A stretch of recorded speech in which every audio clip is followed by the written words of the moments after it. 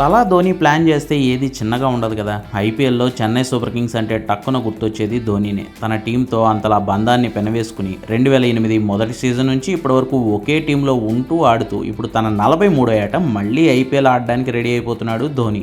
అయితే గడిచిన 2 ఏళ్లుగా సిఎస్కే టీంలో చిన్న డిస్టర్బెన్సెస్ ఉన్నాయి. 2023లో ఐపీఎల్ విన్నర్గా తన టీంను నిలిపిన ధోని ఇక తన టీంకి వీడ్కోలు చెప్పే ప్రయత్నాలు ప్రారంభించినట్లున్నాడు. అందులో భాగంగానే కెప్టెన్సీని రుతురాజ్ గైక్వాడ్కి ఇచ్చేశాడు. అంతకుముందే జడేజాను కెప్టెన్ చేసే ప్రయత్నాలు కూడా చేశాడు, బట్ అది వర్కౌట్ కాలేదు. పైగా లాస్ట్ సీజన్లో సిఎస్కే డిఫెండింగ్ ఛాంపియన్గా బరిలోకి దిగి 5వ స్థానంతోనే సరిపెట్టుకుంది. అందుకే రూట్ మార్చిన ధోని ఐపీఎల్ మెగావేలంలో తన పాత మిత్రులందరినీ మళ్ళీ సిఎస్కేకు రప్పించాడు. రాజస్థాన్కి ఆడుకుంటున్న అశ్విన్ని 9,75,00,000 కొనుక్కుంది Chennai super kings. Loyalty matter.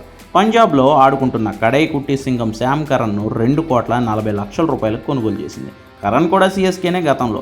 So వీక్గా ఉన్న బౌలింగ్ని స్ట్రాంగ్ చేసుకుంది. టీంలో ఆల్రౌండర్లు గట్టిగా ఉండేలా ప్లాన్ చేసింది. రచిన్ రవీంద్ర, అశ్విన్, శామ్ కరణ్, రవీంద్ర జడేజా, దీపక్ కూడా ఈసారి లెక్కకు మించినంతమంది ఆల్రౌండర్లు ఉన్నారు.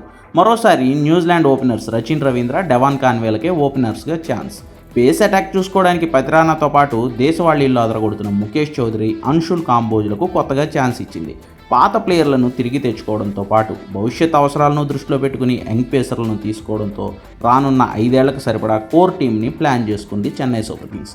ధోని, అశ్విన్, రవీంద్ర జడేజా చాలా ఏళ్లుగా సిఎస్కేలో ఉండి విజయాల్లో కీలక పాత్ర పోషించారు. సో ఈ ముగ్గురు చెన్నైకే ఆడి ఐపీఎల్కు స్వస్తి చెప్పేలా ప్లాన్ చేశారని టాక్.